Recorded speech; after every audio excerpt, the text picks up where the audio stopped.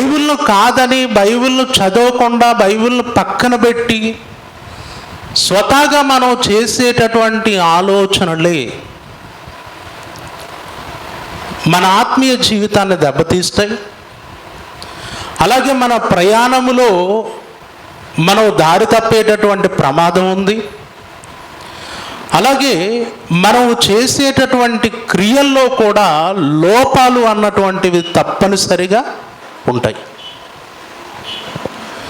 ఈరోజు నీవు బైబిల్ను కలిగి, బైబిల్ను అనుసరిస్తూ, బైబిల్లో ఉన్న దేవుని వాక్యాన్ని ముందు పెట్టుకొని ప్రయాణించగలిగితే ప్రతి విషయంలో కూడా నీ జీవితం చాలా అద్భుతంగా ఉంటుంది. ఒక మంచి జ్ఞానయుక్తమైనటువంటి వ్యక్తిగా సమాజంలో నీవు నడుచుకుంటావు.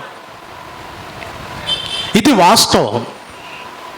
ఈరోజు క్రైస్తవ్యంలో కొన్ని విషయాల్లో, మరి ముఖ్యంగా చిన్న చిన్న విషయాల్లో కూడా సరైనటువంటి అవగాహన లేకుండా బ్రతుకుతున్నారు అని అంటే దానికి కారణం మనం బైబిల్ను అనుసరించట్లేదు. బైబిల్ను మనం ఖచ్చితంగా నేర్చుకొని దాని ప్రకారం కొనసాగటానికి సిద్ధపడట్లేదు.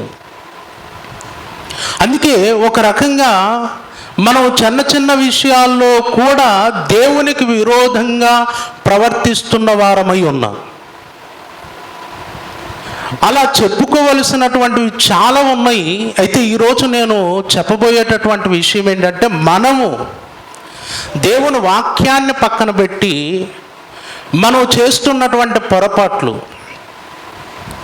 అనాలోచనగా వెళుతూ దేవుని వాక్యానికి భిన్నంగా ప్రవర్తిస్తున్నటువంటి పరిస్థితులు ఎందులో కలుగుతున్నాయో ఒక చిన్న ఉదాహరణ నేను ఈవేళ మీతో పంచుకొనబోతున్నాను. అదేంటంటే, మనతోటి దేవుని పిల్లలైన వారు, మనతోటి క్రైస్తవులు మనలో ఒకరిగా ఉండి మనతో పాటు ప్రభువులో ఆనందిస్తూ ప్రభు కొరకు బ్రతుకుతున్నటువంటి మన సహోదరుడు ఏదైనా ఒక తప్పు చేస్తే, ఏదైనా ఒక పాపములో చిక్కుబడితే అతని విషయంలో మనకు ఉండవలసినటువంటి ఆలోచన విధానం ఈరోజు చాలా మట్టుకు వాక్య విరుద్ధంగా ఉంది అని చెప్పటంలో ఏమాత్రం సందేహం లేదు. అంటే నిజంగా దేవుని పిల్లలుగా మనం పాపం చేయకూడదు. పాపము జోలి వెళ్ళవలసినటువంటి అవసరత లేదు. ఎందుకంటే పేతురు గారు రాస్తూ ఒక మాట ఎంత చక్కగా చెప్పాడు చూడండి ఒకసారి. పేతురు గారు రాసినటువంటి మొదటి పత్రిక 4వ అధ్యాయము 1వ వచనము నుండి, క్రీస్తు శరీరమందు శ్రమపడెను గనక మీరును అట్టి మనస్సును ఆయుధముగా ధరించుకొనుడి. శరీర విషయములో శ్రమపడిన వారు శరీరమందు జీవించు మిగిలిన కాలము ఇక మీదట మనుజాశలను అనుసరించి నడుచుకొనక దేవుని ఇష్టానుసారముగానే నడుచుకొనున్నట్లు పాపముతో జోలిక నేమియూ లేక ఉండును. అంటే ఇక మీదట మనుజాశలను అనుసరించి నడుచుకోకూడదు. గత జీవితంలో ఉన్నాయి. మన మనసు యొక్క ఆశలను నెరవేర్చుకుంటూ దేవునికి విరోధంగా ప్రవర్తిస్తూ పాపములో చీకటిలో మనం కొనసాగిన వారు. కానీ క్రైస్తవుడైన తర్వాత, క్రీస్తులోనికి వచ్చిన తర్వాత మన బ్రతుకుల్లో మనము మన మనసు యొక్క కోరికలు, ఇచ్చలు నెరవేర్చుకోవటానికి పరుగులు పెట్టడానికి అవకాశం లేదు. మనం దేవుని పిల్లలం, మనం క్రీస్తునందు కడగబడిన పరిశుద్ధులం, క్రీస్తు రాజ్య నివాసులం. కాబట్టి పాపానికి మనకు సంబంధం లేదు, లోకానికి మనకు సంబంధం లేదు. లోకము నుండి వేరైపోయాం, వెలుగులోనికి వచ్చేసాం, వెలిగింపబడిన వారం. లోకం వైపు వెళ్ళకుండా మన జీవితాన్ని పవిత్రంగా కాపాడుకోవలసినటువంటి బాధ్యత ప్రతి క్రైస్తవునిపై ఉంది. అందుకే ఆ క్రింది వచనంలో కూడా ఏమన్నాడు చూడండి, 3వ వచనం, మనము పోకిరి చేష్టలు, దురాశలు, మద్యపానము, కూడిన ఆటపాటలు, త్రాగుబోతుల విందులు, చెయ్యదగని విగ్రహ పూజలు మొదలైన వాటి యందు నడుచుకొనుచు అన్యజనుల ఇష్టము నెరవేర్చుచుండుటకు గతించిన కాలమే చాలును అన్నాడు. చూడండి అండి, గతించిన కాలమే చాలును. పోకిరి చేష్టలకు, దురాశలకు, మద్యపానానికి, అల్లరితో కూడిన ఆటపాటలకు, త్రాగుబోతుల విందులకు, పాప క్రియలకు గతించిన కాలమే చాలు. గత జీవితంలో చేసాం, వాటి ఫలాన్ని చూసాం, వాటి వలన మనం పొందుకున్న ఆనందం ఏంటి, వాటి వలన పొందుకున్న ప్రతిఫలం ఏంటి అంటే మనకు తెలుసు. ఆ పాపము మన జీవితానికి నెమ్మదినివ్వలేదు, సమాధానాన్ని ఇవ్వలేదు, మన బ్రతుకులకు క్షేమాన్ని ఎంత మాత్రమూ ఇవ్వలేదు. కాబట్టి ఒక క్రైస్తవునిగా క్రీస్తులోనికి వచ్చి వెలిగింపబడిన తర్వాత ఇక పాపముతో మనకు జోలి ఉండదు, మనం వెళ్ళకూడదు. ఆ పాపం వైపు వెళ్లకుండా మన జీవితాలను జాగ్రత్తగా కాపాడుకోవలసినటువంటి అవసరత ఉంది. అలా కాపాడుకోవాలని చెప్పే దేవుడు మనకు దేవుని పిల్లలతో ఒక చక్కటి సహవాసాన్ని ఇచ్చాడు, మనల్ని మనం కాపాడుకోవటానికి. ఈరోజు దేవుని సన్నిధిలో మనం కూడుకోవటం, దేవుని వాక్యాన్ని వినటం, దేవుణ్ణి స్తుతించటం, దేవుణ్ణి ఆరాధించటం, ఇదంతా కూడా మన ఆత్మీయ జీవితానికి క్షేమాన్ని కలగజేయటానికి దేవుడు ఏర్పాటు చేసినటువంటిది.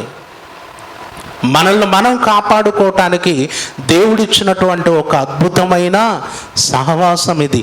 ఈ సహవాసం లేకపోతే చెడిపోతాం, అందులో ఎలాంటి అనుమానం లేదు ప్రియులారా. సహవాసం లేకపోతే నువ్వు లోకంలో కలిసిపోతావు, సహవాసానికి దూరం అయితే నువ్వు దేవుడికి దూరం అయిపోతావు. తప్పనిసరిగా సహవాసం లేకపోవటం వల్ల నీ ఆత్మీయ జీవితానికి ప్రమాదము అన్నది వాస్తవం, అవునా కదా. అండ్ సహవాసానికి దూరం అయితే తప్పనిసరిగా మన ఆత్మీయ జీవితం ప్రమాదంలో పడుతుంది, ప్రభువుకు దూరం అయ్యే అవకాశం ఉంది. కాబట్టి దేవుడు మనల్ని మనం కాపాడుకోవటానికి, మన ఆత్మీయ జీవితాన్ని ప్రభువులో ప్రతినిత్యం వెలిగించుకోవటానికి ఆయన మనకు సహవాసాన్ని ఇచ్చాడు. ఈ సహవాసంలో వాక్యాన్ని ఇచ్చాడు, ఆ దేవునితో మాట్లాడేటటువంటి భాగ్యాన్ని ఇచ్చాడు, ఆయన పిల్లలతో కలిసి ఆరాధించేటటువంటి ధన్యతను మనకిచ్చాడు. ఈ సహవాసములు దేవుని వాక్యాన్ని వింటూ, దేవుని వాక్యాన్ని నేర్చుకుంటూ, మన బ్రతుకులను ఆత్మీయంగా బలపరుచుకుంటూ, పాపం వైపు వెళ్లకుండా మన జీవితాలను వాక్యపు వెలుగులో పవిత్రంగా కాపాడుకుంటూ ముందుకు వెళ్ళాలి. అలా వెళుతున్నాం, వెళ్ళాలి. వెళ్ళటం అన్నటువంటిది అవసరం కూడా. అయితే కొంతమంది సహోదరులు లేదా సహోదరిమణులు ఏదో ఒక బలహీనతలో చిక్కుబడి, ఏదో ఒక పాపములో చిక్కుబడి మనతో కలిసి దేవుని కొరకు చక్కగా ప్రయాణించవలసిన వారు వెనకబడిపోతారు, అంటే తప్పిపోతారు, దేవునికి దూరం అయిపోతారు వారు చేసిన పాపాన్ని బట్టి. ఇప్పుడు వారి విషయంలో మనం ఎలాంటి ఆలోచన కలిగి ఉండాలి? వారి విషయంలో మనం ఎలాంటి ఆలోచన కలిగి ఉండాలి? మనం ఏం చెయ్యాలి? ఎవరి విషయంలో అండి? మనతో పాటు ఉండి, మనతో పాటు ప్రభువుతో సహవాసం చేసి, మనతో పాటు ప్రభు బలలో పాలిభాగస్తుడై, మన వలె ప్రభువులో ఆనందించిన వాడు ప్రభువుకు దూరం అయిపోతే, ఏదో ఒక పాపములోనో బలహీనతలోనో చిక్కుబడి అతను వెనకబడిపోతే అతని విషయంలో మనకు ఉండవలసినటువంటి ఆలోచన ఏంటి? మనం ఏం చెయ్యాలి? దీని కొరకు నిజంగా ఒక క్రైస్తవునిగా మనకు బైబిల్ పట్ల అవగాహన ఉంటే, బైబిల్ను మనం జాగ్రత్తగా నేర్చుకొని బైబిల్లో ఉన్నటువంటి మాటలను పరిశీలించగలిగితే అతని విషయంలో ఏం చేయాలో ఖచ్చితంగా అవగాహన ఉంటుంది. కానీ ఈరోజు చాలా మట్టుకు బైబిల్లో పక్కన పెట్టి, బైబిల్లో ఉన్న సంగతులను పరిశీలించడం పక్కన పెట్టి, వ్యక్తిగతంగా ఒక వ్యక్తి పాపము చేస్తే పాపము చేసిన వాని విషయంలో మనం తీసుకుంటున్నటువంటి నిర్ణయాలు దేవుని వాక్యానికి భిన్నంగా ఉన్నాయి. దేవుని వాక్యానికి భిన్నంగా ఉన్నాయి. ఎలా ఉన్నాయంటే, మనం చేసేటటువంటి పని ఒకటే, పాపం చేసిన వాడిని మనం అసహించుకోవటమే, దూరం పెట్టడమే మన పని. ఇంతకు మించి మనం ఏమైనా చేస్తాం చెప్పండి? ఇదే కదా మనం చేసేది, ఇదేనండి చేసేది. పాపం చేసిన వాడిని మనం ఏం చేస్తాం? అయిపోయింది, ఇటు జీవితం అయిపోయింది, మనతో పాటు ఉన్నవాడే కానీ పాపం చేశాడు, పక్కన పెట్టేసి ఇక క్షమించాం, చేర్చుకో, దగ్గరికి రానివ్వవు, ఆ వ్యక్తిని మన వైపు కూడా చూడనివ్వం. ఈరోజు చాలా మట్టుకు చాలా సంఘాలలో కొంతమంది దేవుని పిల్లల విషయంలో, తప్పిపోయిన వారి విషయంలో ఇదే జరుగుతుంది.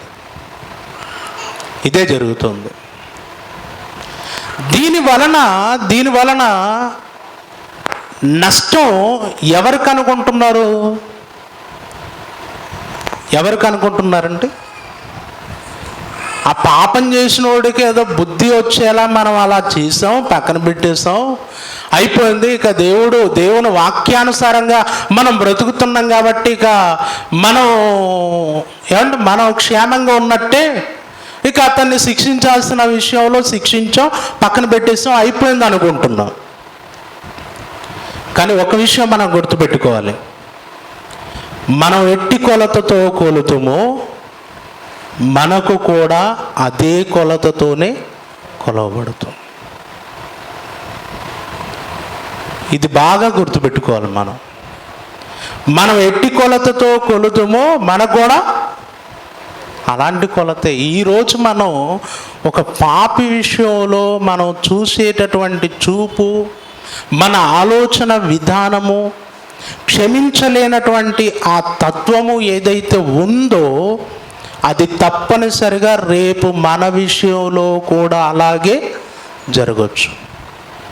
ఎందుకంటే మీరు బాగా గుర్తుపెట్టుకోండి, ఓడలు బండ్లు అవుతాయి, బండ్లు గుర్తుందా లేదా ఈ సామెత? ఓడలు ఏమవుతాయట? బండ్లు అవుతాయి. బండ్లు ఏమవుతాయి?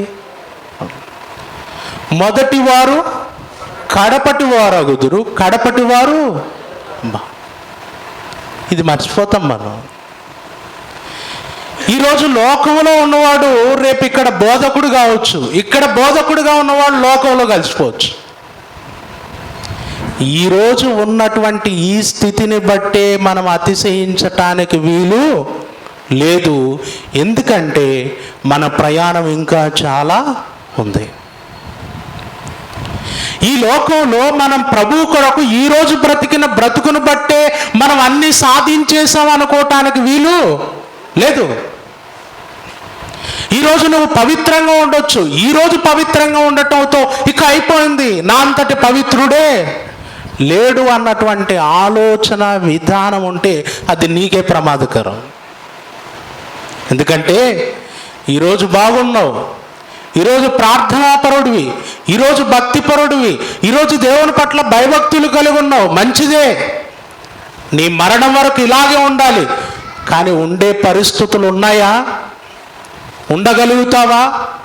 ఉండాలి, కానీ ఉంటామో లేదో తెలియని పరిస్థితి. కొన్నిసార్లు మనము కూడా ఏదో ఒక బలహీనతల్లో చిక్కుపడేటటువంటి ప్రమాదం ఉంది. కాబట్టి ఈరోజు మనము కలిగి ఉన్నటువంటి స్థితిని బట్టి అతిశయిస్తూ తప్పు చేసినటువంటి వాని విషయంలో మనల్ని మనమే హెచ్చించుకోవటానికి వీలు లేదు. అండ్ మనం ఏంటంటే పాపం చేసిన వాడిని తప్పనిసరిగా చిన్నచూపు చూస్తాం. వాని విషయంలో ఇక మనం మేలు, ఆడు తప్పిపోయాడు, మనమైతే చాలా బెటర్. అసలు ఎలా ఉన్నాం మనం? అండ్ మనం ఎలా ఉన్నాం అనుకుంటాం లేదా చెప్పండి? అనుకుంటారు లేదా మీరు? ఖచ్చితంగా ఆ రోగం అందరికీ ఉంటుంది. అండ్ ఖచ్చితంగా ఆ రోగం అందరికీ ఉంటుంది. మన ఎదుట ఎవడైనా తప్పు చేస్తే ఇక వాడు అయిపోయినట్టే. ఇంకా అప్పుడు మనం ఎంత పరిశుద్ధులో చెప్పుకుంటాం వాడికి. అంతెందుకు, బైబిల్లో యోబు గారి స్నేహితులను చూడండి. యోబు తప్పు చేశాడండి? పాపం చేశాడా? లేదు. యోబు గారికి ఆ భయంకరమైనటువంటి పరిస్థితి ఎందుకు వచ్చిందో అసలు యోబు గారికి తెలీదు, స్నేహితులకు కూడా తెలీదు, ఎవ్వరికి తెలీదు, ఎవ్వరికి తెలీదు. పరిస్థితులు అన్నీ మారిపోయాయి. ఒకప్పుడు బాగా ధనవంతుడు, గొప్పవాడు, కానీ చివరికి తన ఇంటిలో పనివాడు అంటే ఈయన కేక వేసి పిలిస్తే కూడా పలకనటువంటి స్థితికి అతని పరిస్థితి దిగజారిపోయింది. అలాంటి స్థితిలో ఉన్నటువంటి యోబు గారి దగ్గరికి ఓదార్చటానికి ఎవరు వచ్చారు? స్నేహితులు వచ్చారు. వచ్చిన స్నేహితులు పరిస్థితులు చూసి నిజానికి అతన్ని ఓదార్చాలి. నువ్వేం భయపడకు, దేవుడు ఉన్నాడు, దేవుడు సహాయం చేస్తాడు, మన దేవుడు గొప్పవాడు, నువ్వు నమ్ముకున్న దేవుడు గొప్పవాడు అని ఇలా ఆదరించాలి కదండి, ఆదరించాలి కదా. కానీ ఆదరించారా? ఏం చేశారు? వచ్చిన స్నేహితులు ఏం చేశారు చూడండి ఒకసారి. యోబు గ్రంథం 16వ అధ్యాయం 1వ వచనం నుండి. అందుకు యోబు ఇలాగున ప్రత్యుత్తరం ఇచ్చెను, ఇట్టి మాటలు అనేకములు నేను విని ఉన్నాను, మీరందరూ బాధకే కర్తలు కానీ ఆదరణకు కర్తలు కారు. అంటే వచ్చినోళ్ళు ఆదరించటం లేదు, మరి ఏం చేస్తున్నారు? బాధ పెడుతున్నారు, తమ మాటల చేత బాధ పెడుతున్నారు. ఏమని బాధ పెడుతున్నారు తెలుసా? అసలు యోబు నువ్వేం పాపం చేస్తావు? నువ్వేంటి? నీ పరిస్థితి ఏంటి? నువ్వు మొదట ఏ స్థితిలో ఉండేవాడివి, ఈరోజు ఏ స్థితిలో ఉన్నావు? ఇంత భయంకరమైనటువంటి స్థితికి దిగజారావంటే ఖచ్చితంగా నువ్వు రహస్యంగా ఏదో పాపం చేసావు. ఏం చేసావు చెప్పు. నువ్వు చేసినటువంటి పాపం వల్లే నీకు ఈ స్థితి కలిగింది అని చెప్పి ఆదరించవలసినటువంటి స్నేహితులు ఏం చేస్తున్నారమ్మా? బాధ పెడుతున్నారు. అంటే మీరు ఆదరణకు కర్తలు కారు, బాధకే కర్తలు. తర్వాత ఏమంటున్నాడు? నీకేమి బాధ కలుగుట చేత నాకు ఉత్తరం ఇచ్చుచున్నావు? నా స్థితిలో మీరుండిన ఎడల నేనును మీ వలె మాటలాడవచ్చును, నేనును మీ మీద మాటలు కల్పింపవచ్చును, మీ వైపు చూచి నా తల ఆడింపవచ్చును. అంటే ఇదిగో మీ స్థితిలో మీరు ఎలాగున్నారో నేను అలా ఉంటే నేను కూడా మాట్లాడగలను. ఈరోజు నా స్థితి బాగోలేదు, నా పరిస్థితులు మారిపోయాయి, కాబట్టి ఇప్పుడు వచ్చి మీరు ఆదరించవలసింది పోయి నన్ను బాధ పెడుతున్నారు, నా మీద లేనిపోని మాటలు మీరు కల్పిస్తున్నారు అన్నాడండి. తర్వాత 19వ అధ్యాయం 1వ వచనం చూడండి. అంతటా యోబు ఇలాగూ ప్రత్యుత్తరం ఇచ్చెను, ఎన్నాళ్ళు మీరు నన్ను బాధింతురు, ఎన్నాళ్ళు మాటల చేత నన్ను నలగొట్టుదురు, 10 మారులు మీరు నన్ను నిందించుతురి, సిగ్గులేక మీరు నన్ను బాధించెదరు. నేను తప్పు చేసిన ఎడల నా తప్పు నా మీదికే వచ్చును గదా. ఈ మాట ఎలా ఉంది చూడండి. నేను తప్పు చేస్తే నా తప్పు నా మీదికే వస్తుంది కదా అని అంటూ కింద ఏమంటున్నాడు? మిమ్మును మీరు నా మీద హెచ్చించుకొందురా, మిమ్మును మీరు నా మీద హెచ్చించుకొందురా. అంటే ఈ మాట అర్థమైంది మీకు? ఈ రోగం చాలా మట్టుకుంటుంది. తప్పు చేసిన వాడిని మనం గద్దిస్తుంటాం, బుద్ధి చెప్తుంటాం, దాంట్లోనే ఏం చెప్తుంటాం తెలుసా? మళ్ళీ మనం అసలు మేము ఎన్నడూ ఇట్లా చేయలేబా అంటాం. అంటే ఏంటనమాట అది? నిన్నెవడు అడిగాడు? నువ్వు చేసావా లేదా అనేది ఎవడు అడిగాడు? ఏంట అక్కడ ఏం చెప్తాం అంటే చెప్పేది ఎదుటోడికి చెప్తూనే మళ్ళీ అక్కడ మనల్ని మన డబ్బా ఒకటి ఉంటుంది, బాగా గట్టిగా కొట్టుకుంటాం మన గురించి. మేము ఎవరిది ఆశించలేబ్బా, ఏమి దొంగతనం చేయకుంటే ఆడికి చెప్పినట్టే ఉంటుంది. మళ్ళీ ఇందులో ఏముంటుంది? మన డబ్బా. అంటే తప్పు చేసిన వాని మీద అతని తప్పును గురించి మాట్లాడుతూనే మరలా అతని మీద మనల్ని మనం హెచ్చించుకోవటం అనే బలహీనత ప్రతి ఒక్కరికి ఉంటుంది. కావాలంటే మీరు వినండి, మీరు కూడా చేస్తుంటారులేండి ఎక్కడో చోట, అవునా కదా?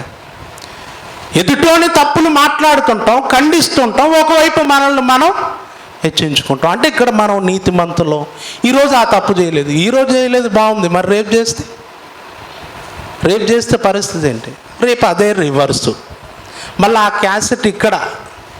అండ్ ఎందుకంటే మనం చేసినటువంటిదే మరలా ఏమవుతుంది? మన మీదికి వస్తుంది. ఒక ఆమె అంటుంది, అసలు ఎవరు మీరు నా గురించి మాట్లాడుకుని, నా గురించి ఎవ్వరు మాట్లాడాల్సిన వీలే లేదు అంటది, గట్టిగా మాట్లాడుతుంది. ఆమెమో ఇతరుల గురించి ఎప్పుడు పబ్లిసిటీ చేస్తూ ఉంటుంది. ఇప్పుడు చూడండి, ఆమె ఇతరుల గురించి మాట్లాడేటప్పుడు ఆమె గురించి చెప్పండి. ఆమె సమస్య వచ్చినప్పుడు మాట్లాడుకోరా? మనం ఏంటంటే ఇతరులదైతే మనం పబ్లిసిటీ చేయొచ్చు, మనం చేస్తే మన తప్పులైతే ఎవ్వడు చెప్పకూడదు, ఎవ్వడు మాట్లాడకూడదు, ఎవ్వరు మన గురించి చెప్పటానికి వీలు లేదు.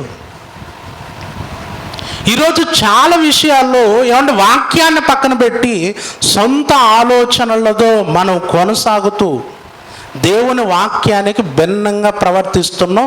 కొన్నిసార్లు మనమే చిక్కుపడుతున్నాం, తెలుసలేదు మీకు. అందుకే ఈరోజు నేను మీకు చెప్పేటటువంటి ఆలోచన చాలా జ్ఞానయుక్తమైన ఆలోచన. ఇది అపార్థం చేసుకోవచ్చు, అర్థం చేసుకోవచ్చు. మీరు రెండు విధాలు ఉంది. అండ్ ఎక్కువ శాతం అపార్థానికి దారి తీసేటట్టుగా ఉంది, కానీ ఇందులో అర్థం చేసుకుంటే చాలా మంచి ఆలోచనది. కాబట్టి చాలా జాగ్రత్తగా వినండి. యోబు స్నేహితులు వచ్చారు, యోబు తప్పు చేశాడని యోబు మీద మాట్లాడుతూ తమ్మును తామే హెచ్చించుకుంటున్నాం. ఈరోజు తప్పు చేసిన వాడిని మనం ఏం చేస్తున్నాం తెలుసా? మాట్లాడుతున్నాం, అంటున్నాం, పక్కన పెడుతున్నాం. ఆ తప్పు చేసిన వాడి మీద మరలా మనం ఏం చేస్తున్నాం? మనల్ని మనం హెచ్చించుకుంటున్నాం. అందుకే యోబు గారు కోపంతో మాట్లాడుతున్న మాట అండి, చాలా బాధతో మాట్లాడుతున్నటువంటి మాట. ఏమని? నేను తప్పు చేసిన ఎడల నా తప్పు నా మీదికే వచ్చును కదా, మిమ్మును మీరు నా మీద హెచ్చించుకొందురా, నా నేరము నా మీద మీరు మోపుదురా. అండ్ మీరు మోపుతారా? నా నేరం మీరు మోపుతారా? దేవుడు నన్ను శిక్షిస్తాడు. దేవుని ఎదుట నేను తప్పు చేసింటే ఆయన నుండి నేను శిక్ష పొందుకుంటాను. మీరెందుకు మిమ్మును మీరు నా మీద హెచ్చించుకుంటున్నారు అని యోబు గారు మాట్లాడటం జరిగింది. ఈరోజు ఇలాంటి లోపం, ఇలాంటి బలహీనత చాలామందిలో ఉంది. అసలు ఎదుటోడు ఏ పరిస్థితుల్లో దేవునికి దూరం అయ్యాడో, ఏ పరిస్థితుల్లో ఏ బలహీనత వల్ల పడిపోయాడో ఇదేమీ ఆలోచించకుండానే మనం మాట్లాడటం, మళ్ళీ అక్కడ మనల్ని మనం హెచ్చించుకోవటం. ఇది మన ఆత్మీయ జీవితాలకు క్షేమకరం కానే కాదు. నువ్వు లోపాన్ని ఎత్తి చూపిస్తున్నావు ఒకవైపు, మరలా నిన్ను నీవు హెచ్చించుకుంటున్నావు ఒకవైపు. ఈ రోగం యోబు స్నేహితుల్లోనే కాదు. ఒకనాడు దేవాలయానికి ప్రార్థన చేయటానికి వచ్చినటువంటి సుంకరి, అలాగే పరిసయ్యుడు, ఇద్దరు దేవాలయానికి వస్తే ఆ పరిసయ్యుల్లో కూడా ఇలాంటి రోగాన్ని మనం చూస్తాం. చూడండి ఒకసారి లూకాసు వార్త 18వ అధ్యాయము 10వ వచనం. ప్రార్థన చేయుటకై ఇద్దరు మనుషులు దేవాలయమునకు వెళ్ళిరి. వారిలో ఒకడు పరిసయ్యుడు, ఒకడు సుంకరి. పరిసయ్యుడు నిలవబడి, దేవా, నేను చోరులను, అన్యాయస్తులను, వ్యభిచారులను అయిన ఇతర మనుషుల వలనైనను ఈ సుంకరి వలనైనను ఉండనందుకు నీకు కృతజ్ఞతాస్తుతులు చెల్లించుచున్నాను. ఎంత బాగుందండి ప్రార్థన! ఏమండి, ఎంత తెలివిగా చేస్తున్నాడు, ఎంత తెలివిగా తన్ను తాను హెచ్చించుకుంటున్నాడు చూడండి. ఈ సుంకరి వలనైనను నేను ఉండనందుకు. బా, మనం ఎప్పుడు వాళ్ళలా మేము లేము, వీళ్ళలా మేము లేము. ఈ రోగం బాగా ఉంటుంది మనకు. వాళ్ళు బాగలేరు, వీళ్ళు బాగలేరు, మేము బాగున్నాం. అండి, ఒక ఆయన ఉన్నాడు, ఓకే స్టార్ట్ చేసి ఏం సార్ అన్నాం అనుకోండి, పలకరించామంటే వాళ్ళ తాతల చరిత్ర కానుండి స్టార్ట్ చేస్తాడు మొత్తం. ఇక వీధిలో మా అంత రాజులు లేరు, మా అంత మొగలు లేరు అన్నట్టు మాట్లాడతాడు. చరిత్రనే చెప్పుకుంటూ వస్తాడు. ఓరు నాయన, ఊరికే దొరుకుతాం కదరా నీకు అనుకుంటాం. ఫైనల్గా వాళ్ళ గురించి చెప్పుకోవాలంటే చాలా గొప్పగా చెప్పుకుంటారు, తమ్మును తాము పొగుడుకుంటారు, తమ్మును తాము హెచ్చించుకుంటారు ఇతరుల విషయంలో.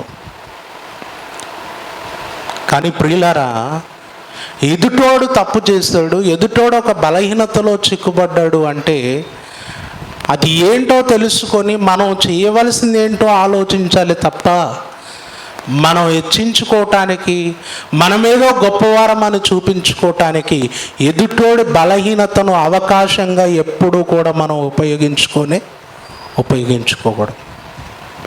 ఎందుకంటే రేపొద్దున అదే బలహీనతలో మనం చిక్కుబడితే చాలా ప్రమాదం ప్రియులారా, చాలా ప్రమాదం.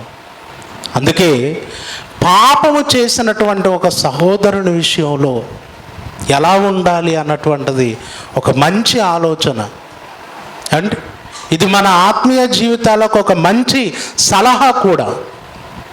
ఒక సహోదరుడు పాపం చేస్తే మనం ఎలా ఉండాలి అంటే బైబిలు ఒక కోణంలో చెప్పినటువంటి మాటను మనం చూసుకొని తర్వాత మరొక కోణంలోకి మనం వెళ్దాం. గలతీలకు రాసినటువంటి పత్రిక 6వ అధ్యాయము 1వ వచనం చూద్దాం. 1వ వచనం, సహోదరులారా, ఒకడు ఏ తప్పిదములోనైనా చిక్కుకొనిన ఎడల ఆత్మ సంబంధులైన మీలో ప్రతివాడు తానును శోధింపబడుదునేమో అని తన విషయమై జాగ్రత్తగా చూచుకొనొచ్చు అన్నాడు. మన తోటి సహోదరుడు ఒక బలహీనతలో చిక్కుబడి ప్రభువుకు దూరం అయితే, పాపములో పడిపోతే మొట్టమొదటిగా మనం చేయవలసింది ఏంటండి? అదే శోధన మనము కూడా ఎదుర్కొంటామేమో, మనము కూడా పడిపోతామేమో అని మన విషయమై జాగ్రత్తగా చూసుకోవాలి. మన విషయమై జాగ్రత్తగా చూసుకున్న తర్వాత నెక్స్ట్ ఏమన్నాడు? సాత్వికమైన మనస్సుతో అట్టివానిని మంచి దారికి తీసుకొని రావలేను అన్నాడు. చూడండి, రెండవది ఏం చెప్పాడండి? మొదటిదేంటి? నీ విషయమై నువ్వు జాగ్రత్తగా ఉండాలి, నీ విషయమై నువ్వు జాగ్రత్త పడాలి అన్నటువంటిది మొదటి విషయం. రెండవ విషయం ఏంటంటే, రెండవది ఆ తప్పిపోయినటువంటి సహోదరుణ్ణి మరలా మంచి దారికి తీసుకొని రావాలి. ఎలాంటి మనసుతో అండి? సాత్వికమైన మనస్సుతో అతనిని మంచి దారికి తీసుకొని రావాలి. అంటే ఇక్కడ మనం పాపం చేసిన వాడిని సమర్థించట్లేదు ప్రియులారా, మీరు జాగ్రత్త గుర్తుపెట్టుకోవాలి. పాపం చేసిన వాడిని సమర్థించటం లేదు. పాపం చేసి ప్రభువుకు దూరం అయిపోయినటువంటి వారిని ఆ పాపము నుండి మరలా విడిపించి ప్రభు వైపు నడిపించేటటువంటి ప్రయత్నం చేస్తున్నాం. ఎందుకంటే ఒకప్పుడు మనమందరము కూడా పాపులమే, అవునా కదా? మనమందరం కూడా ఎవరో పాపులమే. ప్రభు యొద్దకు రాకముందు మనం అందరం కూడా పాపులమే. పాపులైన మనలను ప్రభు ప్రేమించాడు. ప్రేమించటాన్ని బట్టి ఈరోజు ఆయన దగ్గర మనం ఉన్నాం. ఆయన ప్రేమించాడు కాబట్టి ఈరోజు ఆయన సన్నిధిలో ఉన్నాం. ఒకవేళ ఆయన ప్రేమించకపోయి ఉంటే ఆ పాపములో అలాగే కొట్టుకొని పోయి నిత్య నాశనానికి మనం వెళ్ళిపోయేవారు. నిత్య నాశనానికి మనం వెళ్ళిపోయేవారు. ఈరోజు ప్రభు ప్రేమించబట్టి పాపము నుండి విడిపించబడి పరిశుద్ధులుగా దేవుని సన్నిధిలో ఉన్నాం. మరి ప్రభు మనల్ని ప్రేమించినప్పుడు ఆ ప్రేమ మనము కూడా కలిగి ఉండాలా లేదండి? కలిగి ఉండాలా లేదా? తప్పనిసరిగా ఆయనలో ఉన్నటువంటి ఆ ప్రేమ ఆయన ద్వారా రక్షించబడినటువంటి మనలో కూడా ఉండాలి. కాబట్టి ఇప్పుడు మనలో ఎవడైనా తప్పిపోతే మనం మొదట మన విషయమై జాగ్రత్త పడుతూ, రెండవదిగా మనం చేయవలసిన పని ఏంటి? అతనిని మంచి దారికి తీసుకొని రావలను, తీసుకొచ్చే ప్రయత్నం చేయాలి. ఓకే, ఇప్పుడు తీసుకొచ్చే ప్రయత్నం చేయాలి అని అంటే ఇక్కడ ఇంకొక విషయం ఉంది. అదేంటంటే కొరింథీ పత్రికలో వానిని మీలో నుండి వెలివేయండి అన్నాడు. ఏం చెప్పాడు? వానిని మీలో నుండి వెలివేయండి అన్నాడు. మరి వెలివేయమంటారా, తీసుకొని రమ్మంటారా? వెలివేయాలా, తీసుకొని రావాలా? అంటే పాపం చేసినటువంటి సహోదరుణ్ణి మనలో నుండి వెలివేయటమా, లేదంటే మంచి దారికి తీసుకొని రావటమా? ఏం చేయాలి? రెండు చేయాలా? ఏం చేయాలమ్మా? రెండు చేయాలా? ఖచ్చితంగా రెండు చేయాలి. వెలివేయాలి, తర్వాత మంచి దారికి తీసుకొని. అయితే ఇక్కడ ఎవరిని వెలివేయాలి, ఎవరిని మంచి దారికి తీసుకొని రావాలి అన్న దాని మీద అవగాహన ఉండాలి అండి. ఎవరిని వెలివేయాలి, ఎవరిని మంచి దారికి తీసుకొని రావాలి, దీని మీద అవగాహన ఉంటే సహోదరుల విషయంలో మనం ఎలా ప్రవర్తించాలో, దేవుని పిల్లల విషయంలో, తప్పిపోయిన వారి విషయంలో ఎలా ప్రవర్తించాలో మనకు చక్కటి అవగాహన ఉంటుంది. ఓకే, ముందుగా వెలివేయవలసింది ఎవరిని అనేది మనం చూస్తే, వెలివేసే విషయం కొరింథీ పత్రికలో రాయబడింది. ఆ సందర్భాన్ని చూడండి. కొరింథీలకు రాసినటువంటి మొదటి పత్రిక 5వ అధ్యాయము మొదటి వచనం నుండి, మొదటి వచనం, మీలో జారత్వం ఉన్నదని వదంతి కలదు అన్నాడు. చూడండి, మీలో జారత్వం ఉన్నది అండ్ కొరింథీ సంఘానికి పౌలు గారు పత్రికను రాస్తూ ఆ సంఘంలో ఏముందట? జారత్వం ఉందనేటటువంటి వదంతి కలదు అని చెప్తూ క్రింద ఏమంటున్నాడు? మీలో ఒకడు తన తండ్రి భార్యను ఉంచుకున్నాడట అన్నాడు. అంటే పౌలు గారికి సమాచారం తెలిసింది. ఈయన ఒక చోట కాదు కదా పరిచర్య, అండ్ ఈయన ప్రయాణంలో అనేక ప్రాంతాల్లో పరిచర్య చేశాడు. ఇప్పుడు ఒక ప్రాంతంలో ఉండి కొరింథీ సంఘానికి పత్రిక రాస్తాడు. కొరింథీ సంఘమును గూర్చినటువంటి సమాచారం పౌలు గారికి ఎక్కడో పరిచర్యలో ఉండగా తెలిసింది. ఏమని తెలిసింది అంటే, కొరింథీ సంఘములో ఒకడు తన తండ్రి భార్యను ఉంచుకున్నాడు అనే విషయం తెలిసింది. ఆ వదంతిని ఎప్పుడైతే విన్నాడో వెంటనే పత్రిక రాశాడు.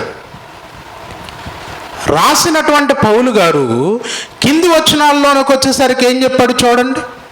ఏం చెప్పాడు? 2వ వచనం, ఇట్లుండి మీరు పొంగుచున్నారే గాని మీరెంత మాత్రము దుఃఖపడి ఈలాంటి కార్యము చేసిన వారిని మీలో నుండి వెలివేసిన వారు కారు అన్నాడు. చూడండి, అంటే ఇక్కడ వెలివేయాలి అన్నటువంటి విషయం ఎందుకు ప్రస్తావించాడు అని అంటే, కొరింథీ సంఘంలో ఆ తప్పు చేసిన వాడు ఉన్నాడు, ఆ పాపం చేసిన వాడు ఉన్నాడు.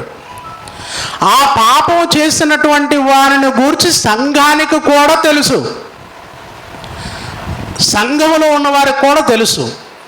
అయితే ఇక్కడ ఏమైపోయిందంటే వారిని సంఘంలో పెట్టుకొని వీళ్ళు కూడా పైకి ఏమీ లేదన్నట్టుగా ఉప్పొంగుతూ మా సంఘం అద్భుతంగా ఉంది, అన్ని విషయాల్లో క్రమంగా ఉంది, ఏం ప్రాబ్లం లేదు, మా వాళ్ళంతా మంచి వాళ్ళే అన్నటువంటి ఏంటి ఉప్పొంగటం, గర్వము అనేటటువంటిది ఈ సంఘంలో కనబడుతుంది. అంటే ఇక్కడ వెలివేయాలి అన్నటువంటి మాట ఎందుకు ఇక్కడ పౌలు గారు ప్రస్తావించారు అంటే, సంఘములో తప్పు చేసినటువంటి వారిని సమర్థిస్తున్నారు. తప్పు చేసేవాడు కూడా తన తప్పును విడిచిపెట్టకుండా కంటిన్యూ చేస్తున్నాడు. ఇలాంటి పరిస్థితి ఉన్నప్పుడు ఏం చేయాలి? తప్పనిసరిగా వారిని గుర్తించి వెలివేయటం అన్నది జరగాలి. ఎవరిని వెలివేయాలి అంటే, చేసిన తప్పును కప్పిపుచ్చుకుంటూ కొనసాగే వారిని వెలివేయాలి. అర్థమైందమ్మా మీకు? అర్థమైందా? తప్పు చేస్తాడు, పైకి మాత్రం నేను చేయలేదు, పట్టపగలు అడ్డంగా దొరికిపోయినా నేను చేయలేదు అంటాడు. అలాంటోడికి మనం సన్మానాలు చేయనక్కర్లేదు. అలాంటి వాడిని మన మధ్య తెచ్చిపెట్టుకోవాల్సిన అక్కర లేదు. అలాంటి వాడిని ప్రేమించవలసిన అవసరత లేదు. తప్పులు చేసి కప్పిపుచ్చుకునేటటువంటి వారిని మనం ప్రేమించకూడదు, సమర్థించకూడదు, చేర్చుకోకూడదు. అలాంటి వారిని వెలివేయడమే కరెక్ట్. అర్థమైందా మీకు? అండి, తప్పు చేసిన వాడు కప్పిపుచ్చుకుంటున్నాడు అంటే, అలాంటి వాడిని సమర్థించమంటే ఇంకా తప్పులు చేస్తూ పోతాడే తప్ప మానుకుంటాడు? చెప్పండి, మానుకుంటాడా? మానుకోడు. అలాంటి వాడిని వెలివేయండి అని పౌలు గారు డైరెక్ట్గా కొరంథీ సంఘానికి చెప్పాడు. ఎందుకంటే కప్పిపుచ్చుకునేవాడు, దాచిపెట్టేవాడు ఇక వర్ధిల్లేటటువంటి అవకాశమే లేదు. వాని వలన ఇంకొక ప్రమాదం కూడా ఉంది. ఏంటి ప్రమాదం అంటే, పులిసిన పిండి కొంచెమైనను ముద్దంతయు పులియజేయను. అంటే సంఘంలో ఒక్కడు చెడిపోయిన వాడై ఉండి, ఆ చెడిపోయిన వాడు తప్పులను దాచిపెట్టుకుంటూ తనను తాను సమర్థించుకుంటూ అలా కొనసాగేవాడైతే, వేషధారిగా ఉండేవాడైతే, వానిని మనం సమర్థించి లోపల పెట్టుకుంటే వాడు మరలా ఏం చేస్తాడు? సంఘమంతటిని పాడు చేస్తాడు. అందుకే వెలివేయాలి అన్నటువంటిది ఎప్పుడు జరగాలి అంటే, ఒకడు తన తప్పులు దాచిపెట్టుకుంటూ వేషధారిలా బ్రతుకుతున్నాడు, తన తప్పులను ఒప్పుకోవట్లేదు, విడిచిపెట్టట్లేదు, మారటం లేదు, కప్పిపుచ్చుకుంటూనే ఉన్నాడు, అలాంటి వాడు మన మధ్య వద్దు. అలాంటి వాడిని తప్పనిసరిగా వెలివేయాలి. ఇది బైబిల్ చెప్పిన మాట. అలాంటి వాడిని వెలివేయకపోతే అది మనకు కూడా ప్రమాదమే, మనం కూడా దెబ్బతింటాం. కాబట్టి అలాంటి వాడిని వెలివేయండి అని చెప్పాడు. ఇప్పుడు మంచి దారికి తీసుకొని రావాలి, సాత్వికమైన మనస్సుతో మంచి దారికి తీసుకొని రావాలి. ఎవరిని మంచి దారికి తీసుకొని రావాలి అని అంటే, తన తప్పును తెలుసుకొని పశ్చాత్తాపపడే మనస్సు కలిగిన వాడిని. అర్థమవుతుందండి మీకు?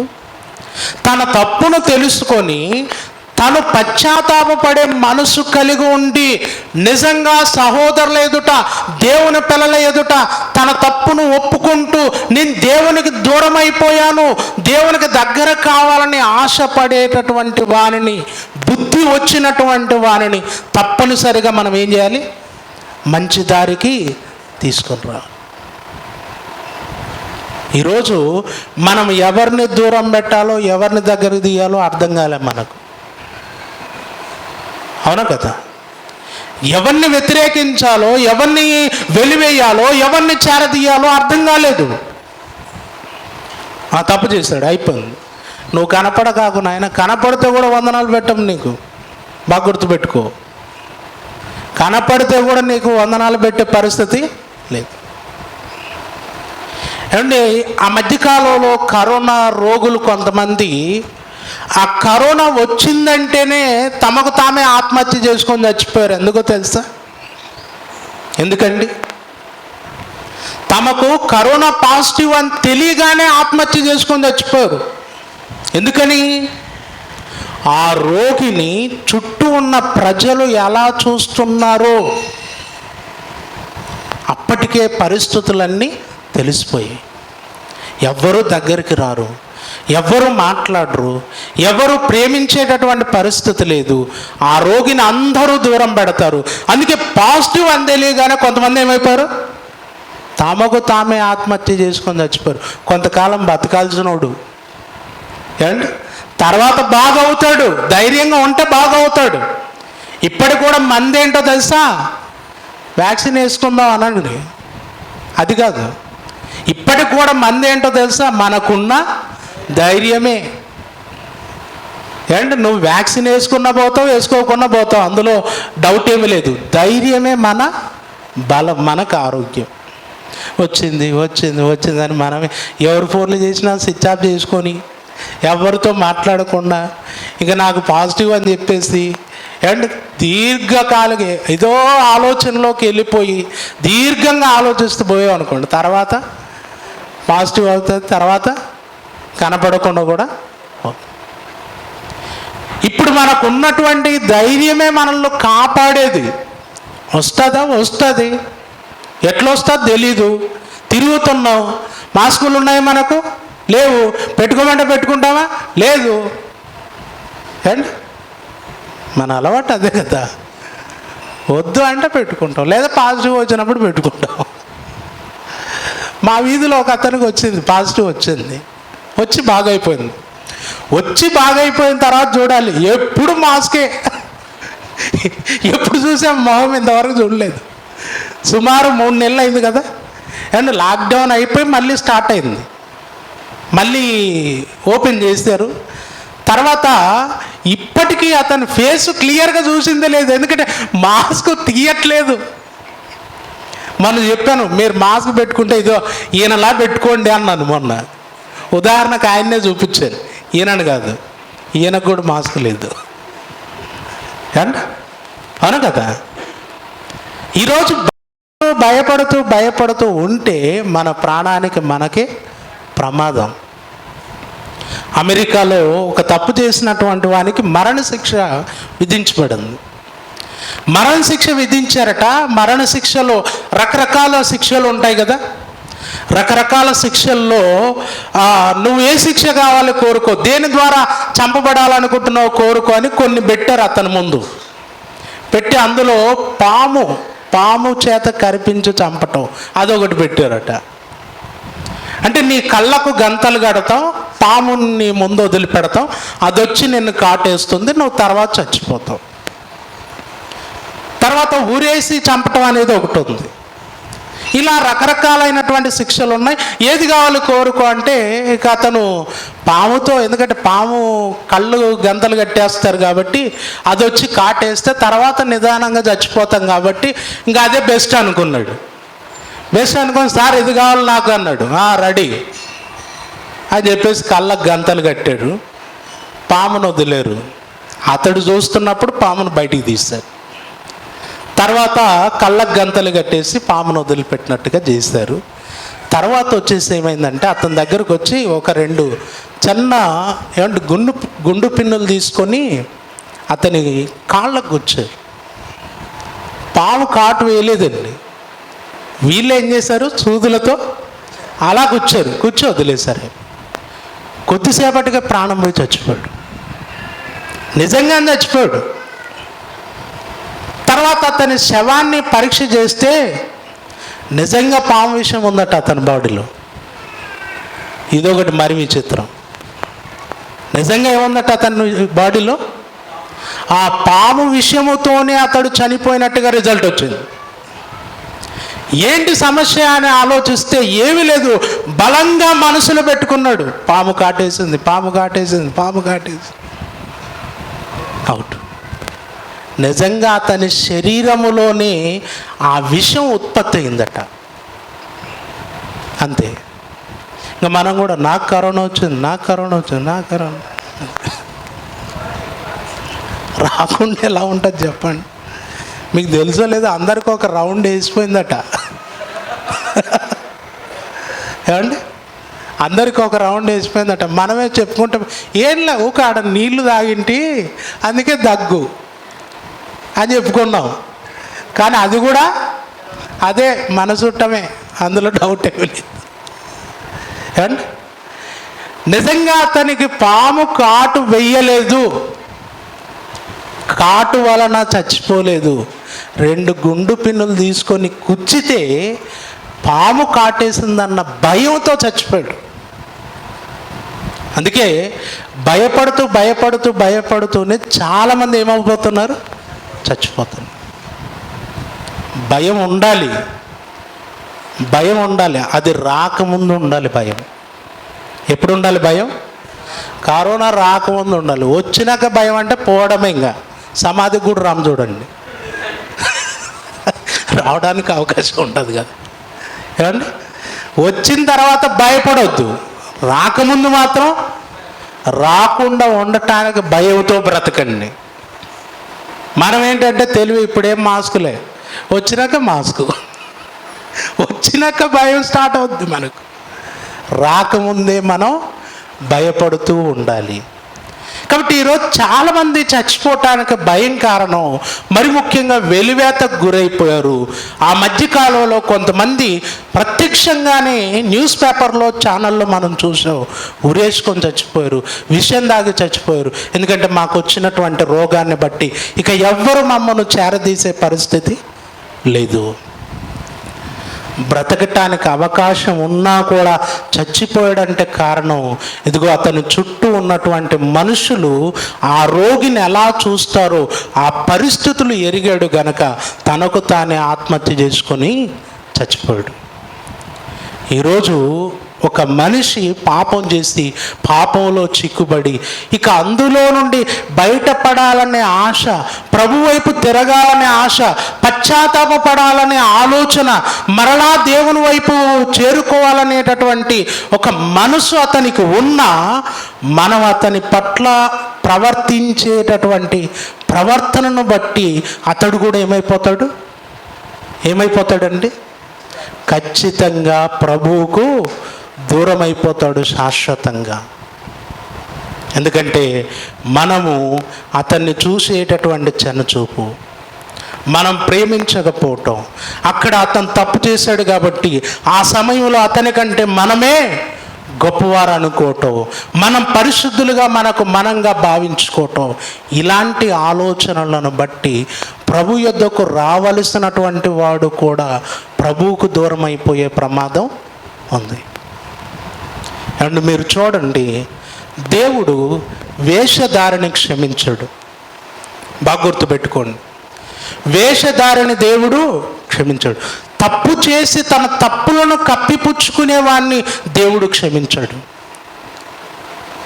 తప్పు చేసిన వాడు తన తప్పును దేవుని ఎదుట ఒప్పుకునేవాడిని దేవుడు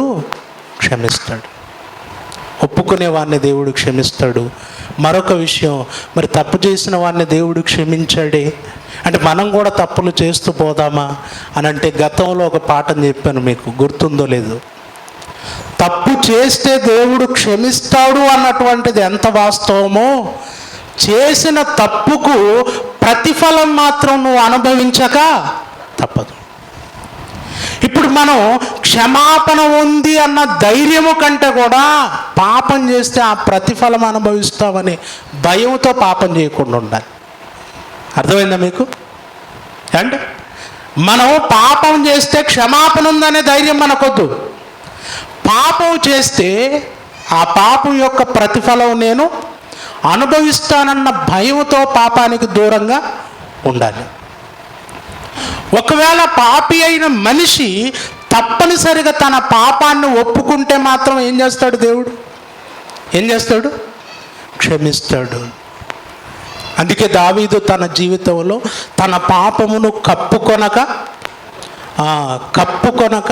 ఒప్పుకున్నాడట. ఏమండి?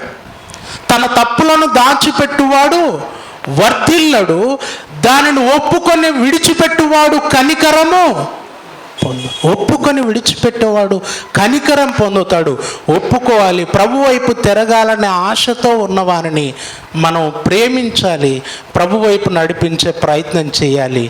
కానీ కప్పుకొని తను తప్పు చేయనట్టుగా ప్రవర్తించే వారిని మాత్రం తప్పనిసరిగా మనం దూరం పెట్టాలి. అటువంటి వాడు మనకొద్దు. ఎందుకంటే అలాంటి వేషధారి మన మధ్య ఉంటే మనల్ని కూడా ఏం చేస్తాడు? మనల్ని కూడా పాడు చేస్తాడు. అలాంటి వేషధారితో సహవాసం వద్దు. కానీ నేను క్షమాపణ పొందుకోవాలి, నా ప్రభు వైపు తిరగాలి, నేను మరలా నా జీవితాన్ని మొదటి స్థితిలో నేను కొనసాగాలని ఆలోచించే వాడిని మాత్రం తప్పనిసరిగా చేర్చుకోవాలి ప్రియులారా. అందుకే మీరు చూడండి, తప్పిపోయిన కుమారుడు తండ్రి ఇంటికి తిరిగి వచ్చాడా? తండ్రి ఇంటికి తిరిగి వచ్చాడు. చివరిగా ఆ మాటను మీరు చూడగలిగితే, తండ్రి ఇంటికి అతడు తిరిగి వచ్చాడు కదా. ఏమంటే అతడు వచ్చేటప్పటికి అతనికి ఏమొచ్చింది చూడండి ఒకసారి. లూకాసు వార్త 15వ అధ్యాయము 16వ వచనం. వాడు పందులు తిను పొట్టుతో తన కడుపు నింపుకొన ఆశపడెను గాని ఎవడునూ వానికి ఏమీ ఇయ్యలేదు. అయితే బుద్ధి వచ్చినప్పుడు అనే మాట ఉంది చూడండి. తండ్రి ఎందుకు చేర్చుకున్నాడో తెలుసా? తండ్రి కుమారుణ్ణి ఎందుకు చేర్చుకున్నాడో తెలుసా? బుద్ధి వచ్చినందుకు. బుద్ధి రాకుండా నా తండ్రి దగ్గరికి పోతే పెట్టుకుంటాడు, చేర్చుకుంటాడు, కొడుకునే కదా, నాకు కాకపోతే ఎవరికి చూపిస్తాడు ఆయన ప్రేమను? పోతానని చెప్పేసి పోయి, నాయన అంత మొత్తం అక్కడ తిని అన్ని నాశనం చేసుకున్నాను, అయిపోయింది, ఇప్పుడు పెట్టాల్సింది నువ్వే అన్నాడు అనుకోండి, పెడతాడా? చేర్చుకుంటాడా? లేదు. బుద్ధి వచ్చింది కాబట్టే తండ్రి పరిగెత్తుకొని పోయి వాని మెడ మీద పడి ముద్దు పెట్టుకొని తండ్రి తన ఇంట చేర్చుకున్నాడు.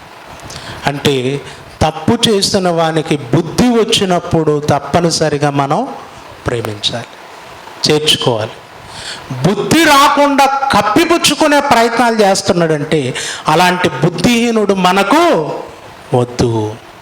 కాబట్టి ఇలాంటి వాక్యానుసారమైన ఆలోచన కలిగి ఉండండి. ఎందుకంటే ఇది ఒక మంచి ఆలోచన విధానం. వాక్యం పట్ల అవగాహన లేక ఎవరి పట్ల ఎలా ప్రవర్తించాలో తెలియకుండా మనకు మనంగానే దెబ్బతింటున్నాం. ఈరోజు మనం ఎలాంటి కొలతతో కొలుస్తున్నామో రేపు అదే కొలత మనకు కొలవబడుతుంది. ఆ ప్రమాదం కూడా ఉంది, జాగ్రత్త. వాక్యానుసారంగా ప్రవర్తిద్దాం, వాక్యానుసారంగా ప్రేమ కలిగి ఉందాం. పాపి విషయంలో ఎవరిని ప్రేమించాలి, ఎవరిని ప్రేమించకూడదు, ఎవరిని దూరం పెట్టాలి, ఎవరి మీద కనికరం పడాలి, ఇవన్నీ కూడా ఒక అవగాహన కలిగి దేవునికి ఇష్టలైన పిల్లలుగా మనం కొనసాగుదాం. మన ప్రభు ప్రేమ ఏదో ఆ ప్రేమ మనం కూడా చూపుదాం. ఆ ప్రేమను కలిగి భూమి మీద ఆ ప్రభువుకి ఇష్టమైన వారంగా కొనసాగుదాం.